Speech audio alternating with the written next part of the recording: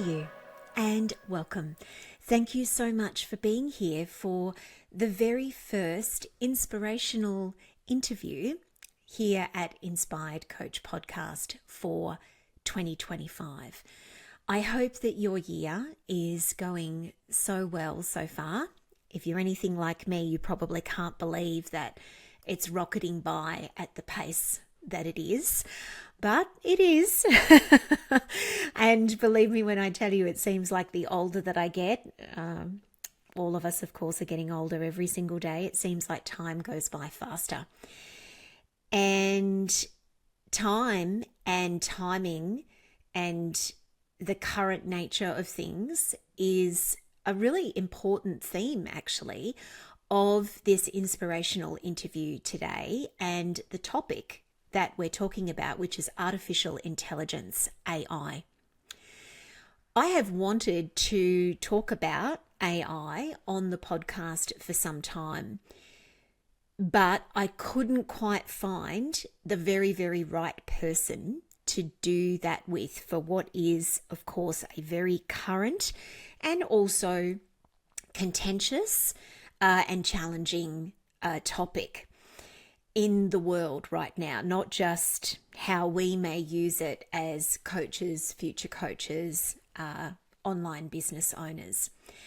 But then I came across the work of the wonderful Dr. Nici Sweaney, and I knew very quickly that Nici was the right person to have on the show to talk about this important topic, which is how AI can support you as a coach. Let me tell you more about her. Dr. Nici Sweaney, founder of AI Her Way, is a renowned AI consultant with nearly 20 years of expertise as a data strategist and academic scientist. Known for her work with the UN, World Bank, and AUS Aid, Nici drives ethical AI adoption, gender equity, and innovation. Since 2023, her consultancy has transformed over 60 businesses, enhancing efficiency and impact across sectors like law, healthcare, and education. A Microsoft-recognized trailblazer, TEDx speaker, and Forbes feature, Dr. Sweaney empowers leaders to integrate AI responsibly, blending strategy with inclusivity to set global benchmarks for ethical technology use. And so it's probably not going to come as any surprise to you, for those of you who know me or even know a little of me, that the ethical considerations that we need to discuss and be conscious of with AI, everything from copyright to creative license to environmental impact. These are big, big topics, and they're not things that Nici and I have been able to dive into deeply in this episode ahead. But I still wanted to make sure that I had somebody on the podcast that was very grounded in those aspects of what is now very, very much an industry and a thing, for want of a better expression, that is here. And that's also an important thing, I think, to mention leading into this interview, is that you will notice that Nici and I hit the ground running. I don't ask her deliberately, is AI really here? Is it a thing? Should it even be something that we are considering the impact of and or the use of in our own lives and businesses? Because I feel that the answer to those questions is run and done. It is here. It is absolutely something that we need to be paying attention to. That does not mean I'm saying that you have to use it extensively. I am still working, and I think will be for a long time, my way through how to use it ethically, consciously, and productively for all sorts of reasons in my life and business. But I think the conversation about, is this here, really to stay, and does it have the potential to have positive impact? I think that conversation has gone. The answer to those questions is yes.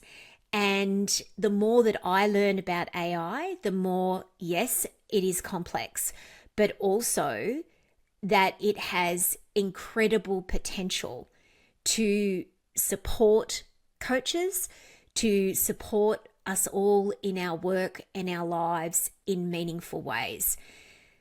It's also wrapped up, and this is one of the reasons why I love Nici as a guest so much too, is that she is very, very much wanting to ensure that more women and women identifying and people access and use AI in greater and greater and greater ways. The reason being is that currently the research and statistics tell us that it's mostly being used by men, which means that the intelligence is being driven by really a dominant male perspective.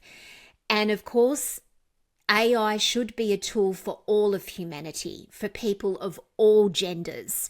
And it's up to anybody that doesn't identify as a man, whether it be a woman, non-binary, any form of identification whatsoever, to really think about, well, I want to make sure that I am a part, if it resonates with you, of course, to use these things and support this intelligence and drive it from the human perspective so that it doesn't end up shockingly biased and only delivering information from a very skewed perspective.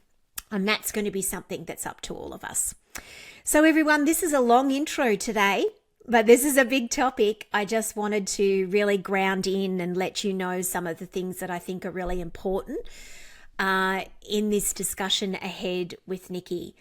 I hope it sparks something for you. I hope it gives you some information. I am continuing to learn from Nici as a consumer myself and finding her work amazing. Dr. Nici Sweaney, welcome to Inspired Coach Podcast. I am absolutely thrilled to have you on as our guest today to talk all things AI. Fantastic. Thank you so much for having me, Julie. Nici, you are incredibly passionate about AI. It is currently making up a hugely significant part of your life's work and education and the joys and offerings that you're putting out to the world. But AI is very complex.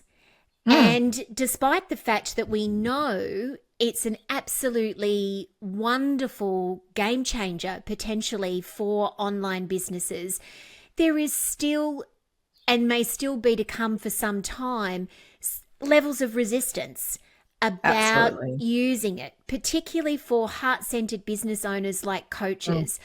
I'd love for you to please share with us, are these sort of doubts and fears justifiable in some way, or should we all be getting over ourselves? Like, what are these barriers that are there? Yeah, well, firstly, I mean, great question. And I guess I think I'm a little bit different to your average kind of AI enthusiast. I feel like people in the AI space are either, oh my God, use it, no questions asked. Here's 100 tools to earn 6 figures in passive income. You must open everything I send you and use all of my affiliate links, right? Or we have, my goodness, it's the death of intelligence. And if you use it, you're not authentic at all. And so don't touch it. And I feel like I'm a little bit in the middle. So the things that I see are the key barriers are, number one, fear, right? Fear drives a lot of human behavior. It's very new. It is complex. It works extremely well. I'm sure we've all seen the kind of the scare tactic stories about, AI forming a personality or telling you that it's in love with you, or, expressing kind of dark thoughts or feelings about itself or humanity. And so we have this emotional response to how human-like it is, which is quite freaky, really, for a lot of people. And that's totally valid, although I would say a little bit misplaced. But fear is something that's very useful emotion for humans. And then we kind of have overwhelm as well. So there are 19,000 rough-ish 19,000 generative AI tools in the market. So there is sheer overwhelm out of what we should be using, why we should use it, which one's the best tool. I can't pick any of them. And then even when we pick a tool, what do we do with it? The sky's the limit. How long is a piece of string? I don't understand how to get started. And then the third factor I see is this real kind of fear about the loss of authenticity. And that is particular for, your heart-centered coaches, for people that trade on their personal brand. We have this fear that if we use it, it's going to water down our personality and who we are and the quality that we deliver. And we don't have a desirability to do that. So I guess those are the three main fears, or the things that hold people back. I would say that they are all valid. So I'm not quite just get over it. but I do think there are ways that we can address that, right? So fear is not understanding how it works. I think that everybody should understand the basics. It's a bit like driving a car. You don't have to know how to pull it apart and put it back together, but everyone should know that they're driving a manual or a diesel. They should understand that the steering wheel actually changes the direction of this vehicle. You should probably understand that much about AI. And then the overwhelm is having tangible ways to get started. And again, we might come back to talking about this, but I talk to people a lot about, what's the thing that you can do tomorrow with this? So we reduce some of that overwhelm. And the last part is around authenticity. I think we need to change the way that we look at this tool, right? I often liken it to everyone has just become the CEO of a multi-limitless employee company in the form of AI, and you are now the boss. And what I talk about is, I don't know, Elon Musk is a terrible example, but quite a successful CEO in terms of monetary value CEO.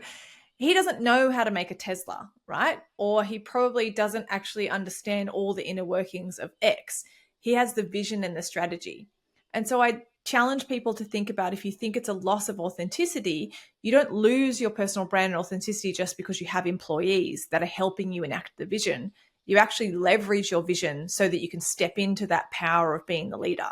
And that's exactly what AI offers you as well. So it's not detracting from you. It's giving you more time and space and resources to actually be your full version of your most authentic self with the biggest, highest vision for whatever it is that you're putting out into the world. Nici, you are the exact reason, just in answering that first question, why I waited and waited and waited for the right person to invite here on Inspired Coach Podcast to talk about this. Because while I have just been tippy-toeing with AI, I've more recently begun to dive more deeply into it, as has our team. And that's because we found you. And Thank you. like so many of us that are looking for a coach or working with coaches, ourselves, we just need to find the right person to often make pieces of the puzzle click together. And, I'm really glad in response, firstly, that you say it's okay to have fears and doubts. I would have more issue with this very complex, very significant thing, like 19,000 tools. That's just blown my mind in and of itself. I had no idea about that.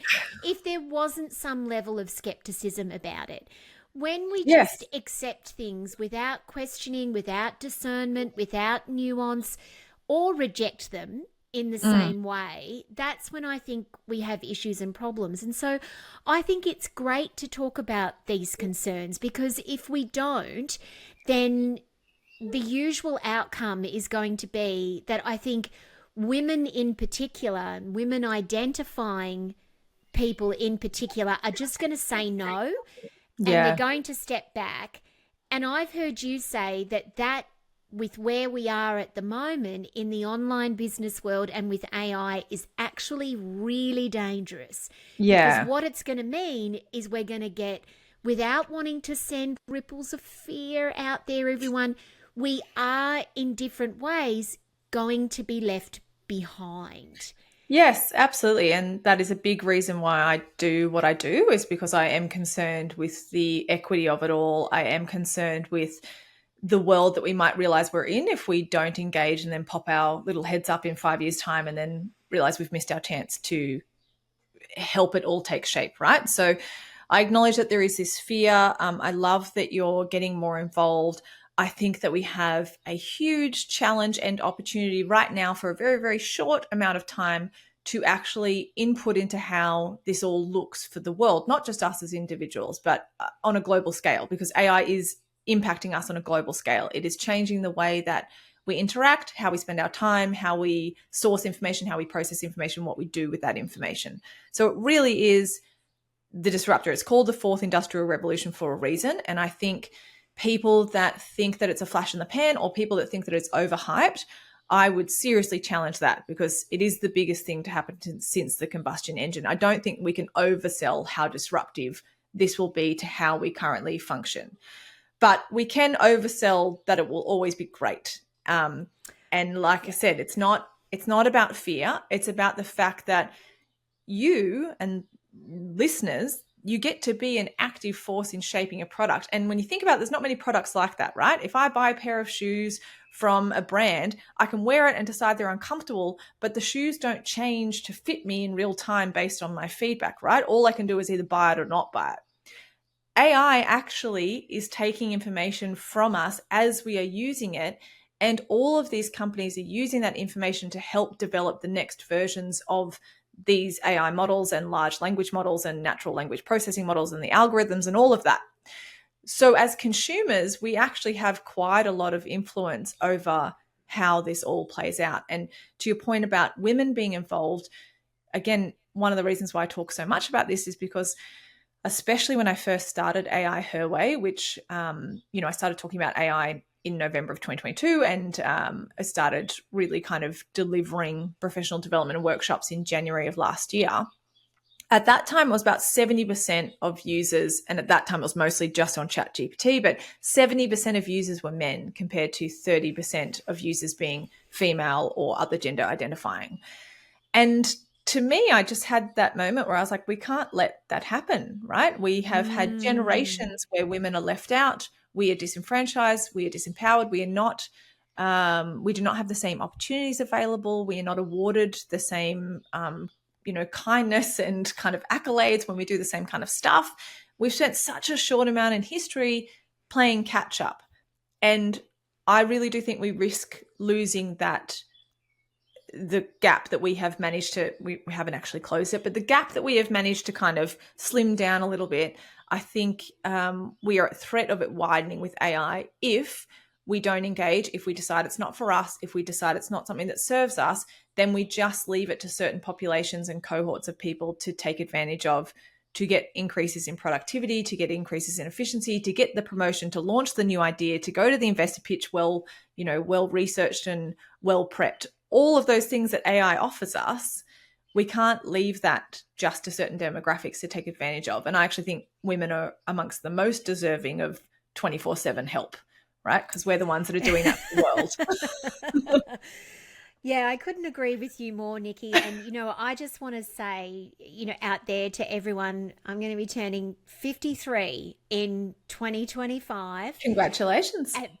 Thank you very much. These little typing fingers never touched a computer keyboard until I was 16 years old. And really all that was with a computer was a glorified typewriter that you could play Pac-Man on. That was all it was in my upper years of high school. The internet did not exist in usual common form until my first year at university. Mobile phones not until like a year or so later, etc. If I can get on board with this and start using this, everyone, as somebody that did not grow up with tech, I know that you can too. And so, because I don't want us to be left behind, I am passionate about coaching and what it has to offer people and the entire industry. And I can now clearly see, even from the small amount of education that I've had, about how extraordinarily helpful it can be in doing many, many different things. So what I'd love to talk about more now, Nici, is that thought leadership and that service-based business up, that visionary sort of things that you were mentioning before, because I'm sure that there are coaches that are out there listening to this right now and going, yeah, but I still don't get it. Like, right? It's like, how is it that a service-based business owner that needs to turn up and talk with someone, listen with someone, care, empathize, encourage, support, human interaction, where does AI come in? Could you leverage it? Yeah. And How do you do that? Yeah, that's such a great question. And, I've got to say, we've kind of worked with around about 65 clients in the last year. And most of our clients are in service-based industries, right? That we help integrate AI and know what to do with it. And what we always say to them is the point of AI is not to replace you or the human element. The point of AI is to give you more time and space to be more human and to double down on what makes you you. So I guess the types of things, I mean, with a service-based business, for example, you're talking about that, right? So we're getting on a coaching call, we're talking through things. I have to understand you, empathize, come up with strategies, help you, be the backbone to this conversation. So even in that workflow, what I would be doing is I would be having my AI assistant also join the call, having it record the call, transcribe everything. I would be dropping that transcription into a custom GPT or an AI assistant that is trained on my methodology. It would be looking for certain flagging keywords. It would be looking for key themes that came out in that call. It would be drawing on past calls that I'd had with my other clients to say, hey, Nici, this is the last kind of 5 people that had similar sorts of issues or problems. This is what you suggested to them. These might be really helpful to this particular client. Then I would have an AI assistant that went out onto the internet or peer-reviewed literature to have a look for some information or supporting material to give to that person. Then it could package that all up and it could send it to me and say, hey, Nici, you just got off your call with Julie. These are the key things that you talked about. These were the emotions that she was expressing. These are 5 ideas about similar sorts of issues that you have tackled with your past clients. This is how you might help her. Here's a framework that I've suggested based on all your previous calls and all the documents that I have access to. And by the way, here's like 4 papers that could help support her, right? And at that point, I haven't dulled my humanness. Head's just blown off. But at that point, I haven't dulled my humanness. I haven't distracted. I haven't put you on a call with my AI avatar that's going to make you feel like you're talking to a half robot, humanoid, odd, thing with its lips don't quite move in conjunction with its face. We've had a real conversation. I've just leveraged AI to make the most of all of my data. And this is what it is, right? So I spent 10 years as a consulting data analyst before I came into this business. My entire job was taking lots and lots of information and making sense of it for people because they couldn't do that because they didn't have that skill set. Now everybody has that skill set. So your data is all your previous calls, all the project proposals you've sent out, all of your client demographics, all of your sales calls, all of your social media, all of the newsletters that you've sent out. You have so much information about what makes you you and your special sauce. AI is just about having a way to synthesize and access that information and make it useful. So, we're no longer trying to look for that appropriate file for the appropriate thing. We've got an AI assistant that I can say, what was that great idea that I had the other week while I was driving in the car? Can you remind me? Or like, oh, now that I've got a great idea, does that actually match with my strategy? So the other thing I love it for is to role play. So I have AI assistants that are my business coach, and I've paid real business coaches in the past. And I'm not saying this for all business coaches, but my AI business coach beats the ones I have personally paid for. I'm sure not everyone's like that, but I have a business coach, right? And so even over the weekend, I said, hey, we're coming into December. Let's recap on the year. Ask me a range of questions. Now I want to plan forward. We're going to start really big. Talk to me about what does my ideal day in the business look like? What are the things that light me up? What do I believe I'm really good at? What were the struggles in the last year? What were the wins? What is my vision for what I would like this business to look like across, revenue, services, the people that I work with, who's in my team, what that feels like on a daily basis, how much time and space I have in my life. All right, great. Now you've got that. Break down an exact strategy for me quarter by quarter about what I should focus on, what systems I need in place, who I should delegate which work to, what sort of clients I should go and find, how I capitalize on every speaking opportunity. And then all of a sudden I've got a whole year mapped out, right?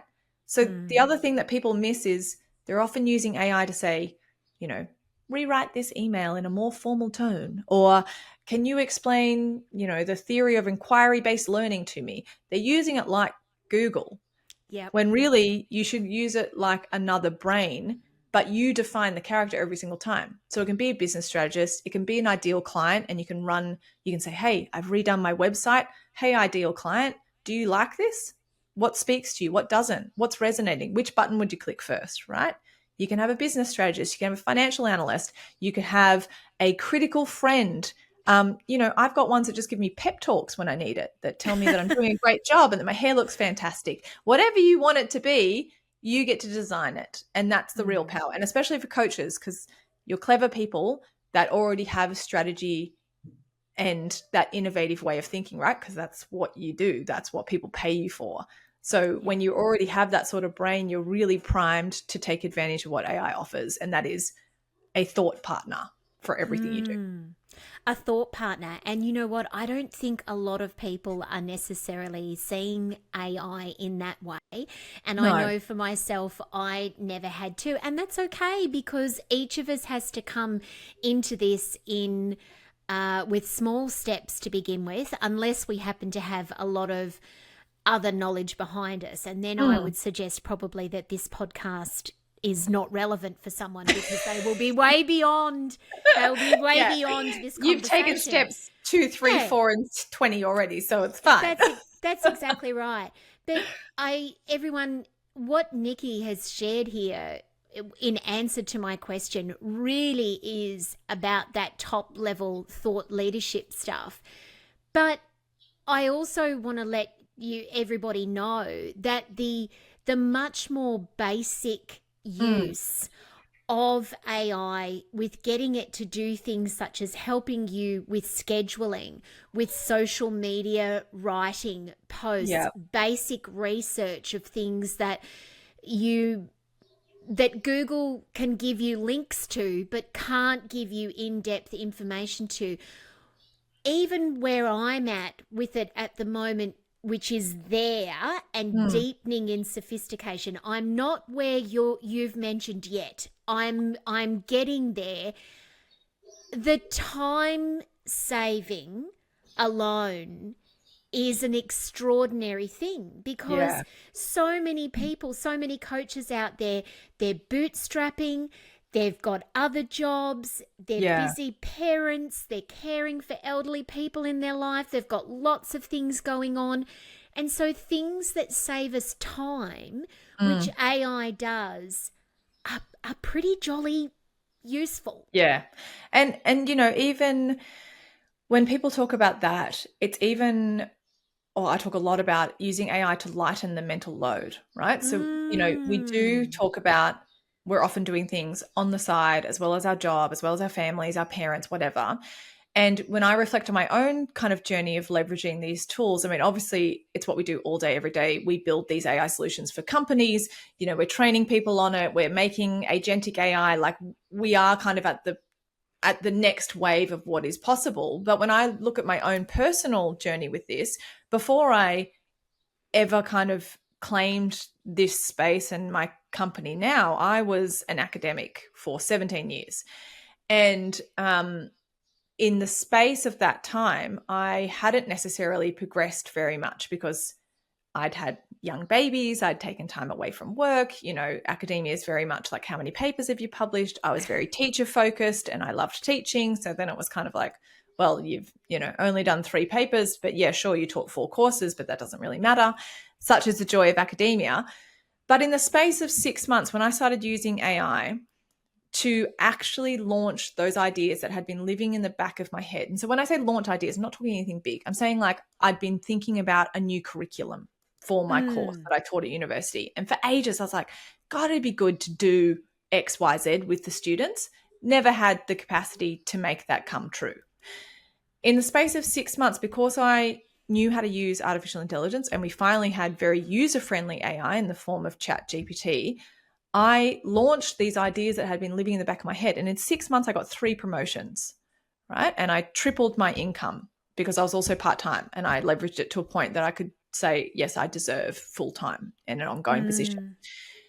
And not only that, but I also used it to lighten my mental load so that I could concentrate on where my career was headed. So when I say that, I used it for months to plan our weekly grocery list and all our meals out and write all the recipes. Or I've used it in the past, we Airbnb our house out at Christmas time. I used it to plan out everybody's chores and how to prep the house over a series of weeks so that we didn't have too much to do at the end and pack it all up in series of order. I've used it to plan kids' birthday parties or, a chore chart for the kids or which Christmas presents we should buy. It is especially for women, as a stereotype, but especially for women, we don't scale and we don't grow very big a lot because we are doing so many other things. And how the hell are you ever going to take up a lot of space in your career when you actually are running about 7 different careers at all times because of all the people that you have to be to everyone? So my thing is, you can start in your life, and that's also a less scary place to start too, because if you screw it up, if you use ChatGPT badly for your grocery list, no one's going to fire you. No one's going to say you disappointed me as a coach. Like, it doesn't reflect badly on your personal brand. You just go like, oh God, I wouldn't eat that, and try again. So it can be a really good way to get people over the overwhelm and a great way to start to be like, oh, this is useful and it has created space. And so therefore I am going to keep learning and developing my skill set. Absolutely, because when you start to see what is possible and what it can do for you, it does then pique your interest, like anything, to go, well, hang on a second, this has got great potential. I want to use more of it. And if it's one thing that is finite in life, of course, we don't necessarily know how much each of us has got. It's time. Yeah. There are literally only so many hours in the day. And therefore, anything that can allow us time back to do anything that we want to do, including nothing. Yes. Including nothing. This is not just about becoming productivity machines. Yes. Then that is a really, really good thing. So Nici, let's talk a little bit about, because this is one of the most wonderful things that I have learned from you, and I think is a really important, basic, key education message to get out to everyone, is that is about language learning models. Yeah. And how important they are when it comes to using tools like ChatGPT, because it really, how well AI will work for you. I know this, if this is simplistic or wrong, please let me know. But if it's something that I'm learning, it's that it is only going to work really well for you if you educate yourself and keep improving the way that you speak to it, ask it to do things, how specific you are. And it's exactly the same with coaching. Everybody listening, you all know, if you've listened to me before, the quality of the questions that you ask your clients is in direct proportion to the potential results that they will get. Well, guess what? It's exactly the same with AI, isn't it?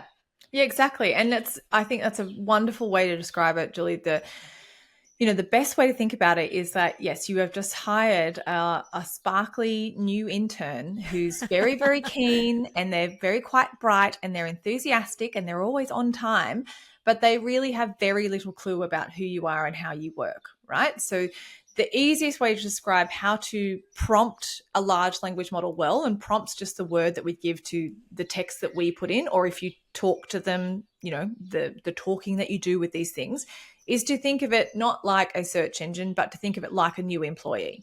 And so if you had a new employee plonked down on the desk beside you, and I always tell people, imagine you get a knock on the door tomorrow, right? And you open it up and it's, a lovely 17-year-old intern who's dressed to the nines and very professional and is beaming a smile at you. And it's like, oh my God, Julie, I'm so excited to help you. Please, I will do anything you tell me all day, every day. And then you're like, oh my God, answer to my dreams. Come inside, sit down. And then this little intern turns to you and goes, by the way, I've never, ever heard of you and I have no idea what you do, right?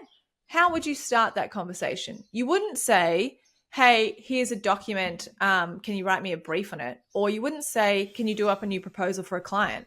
because they're just going to be like, well, I don't know what you do. Like, what do you mean? What proposal? How long? What should it look like? What do the last 5 look like? Who do you serve? What's your client? Right? So giving it context. And, I talk a lot about, I call it the rose tea method, but it's giving it a role to play. Who are we being today? Are you helping me with clients? Are you helping research? Are you helping write copy for social media? And then you're going to give it objectives and specifics. So you're going to say, we want this thing. I expect it to be this long. I like this sort of language. It's for this intended audience. It's going to be coming from me. I'm Nici. I run AI Her Way. We're an AI consultancy agency that cares about ethical AI. Here's an example of the last 5 that we did. Make sure when you give it to me, you're thinking it through thoroughly. Be really careful about what you're doing. Always use Australian spelling, use dot points where applicable. You would describe the task. And it's much like, if you have a business, you probably should have some standard operating procedures. So delegating a task to AI, if you don't have a standard operating procedure yet, this is your incentive to go and get it. Because once you have a really good procedure, you can then tell AI to enact that procedure, right? And if it's text-based or image-based or audio or something on the computer, AI is almost definitely fantastic at doing it. So the better that you can describe the task, the less back and forth. And that is really where you start to get people excited about it, right? Because they're not, otherwise you get like I asked it to do something and then it took so long in edits and revision that I might as well have just done it myself. Yep. And that's exactly the conversation, right? Yeah. Whereas, of course, it would. If you had a 17-year-old intern sit down next to you and you said, do this report, they would just hand you back something weird, like odd. And then you'd be like, well, that wasn't useful. There's no point having the intern.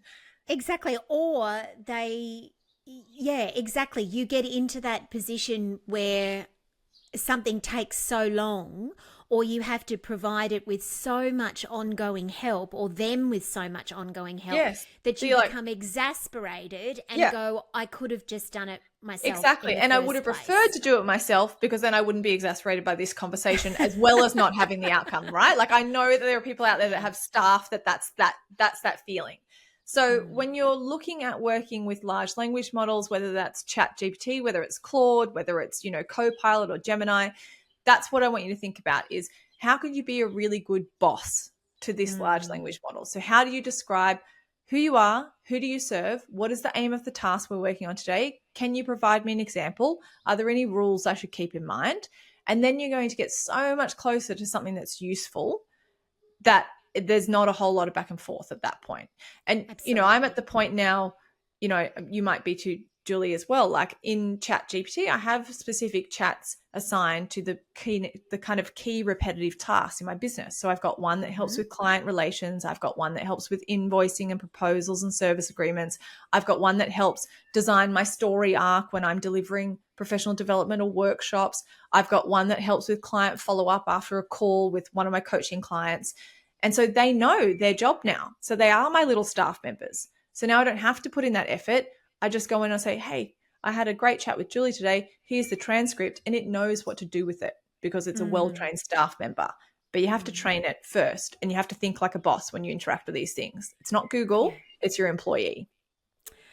Yeah, and I think that is such a great place for us to really inspiringly wrap up today, Nici, for everybody to think about that. I mean, we all know, for some of us, we won't even necessarily realize, if you're listening to this and you're very young, what a game changer Google was in our businesses, how we can literally go online and search for anything at all, like anything that we need information on. Yeah. And language learning models and things like Claude, ChatGPT, various different things, they are just a literal deepening, richening, and expansion of that. It's not the same. It is artificial intelligence in a whole other way and level. But I really feel, I'm sure you do too, that we're just on the cusp of this. It's not just beginning, it's begun. And you and I spoke about that. It started, the train's left the station. That's right. It's not too late to get on board. And I'm sure that it never will be too late to get on board. But at the same time, the more we can do so now, the more we can build confidence in ourselves, in how to use it, and how helpful and supportive it can be for us in our coaching work. Yeah. So, Nici, thank you. Thank you so much for coming on and being with us today. I know this was just a very small scratch and sniff Love it. at the very top of the AI tree. Yeah. But thank you so much for being with us and for the work that you do in the world. AI Her Way is, I love it. I think it's such an amazing Thank business. you. I am finding you an incredible teacher for me. As I said, I've been waiting and waiting and waiting for the right person, because I knew I needed the right person that spoke about this with a lot of heart and also a lot of common sense and in Yeah. simple, plain terms for our people to really be able to grasp this, because this is not usually the common world that a life coach comes from or knows a lot about. And so thank you for helping demystify, educate, and be with us today. Oh, that's so lovely. Thank you. And I invite everyone out there to just think about what if. It's the age of curiosity, and people with that innovative thought are going to be the real winners and leaders out of this age. So yeah, just ask yourself, what if it could help me with this? Or what if it could do that? And then that's where you start. And that's what coaches are fantastic at as well. So thank you so much for having me on the show, Julie. They sure are. Dr. Nici Sweaney, thank you so much. Thanks.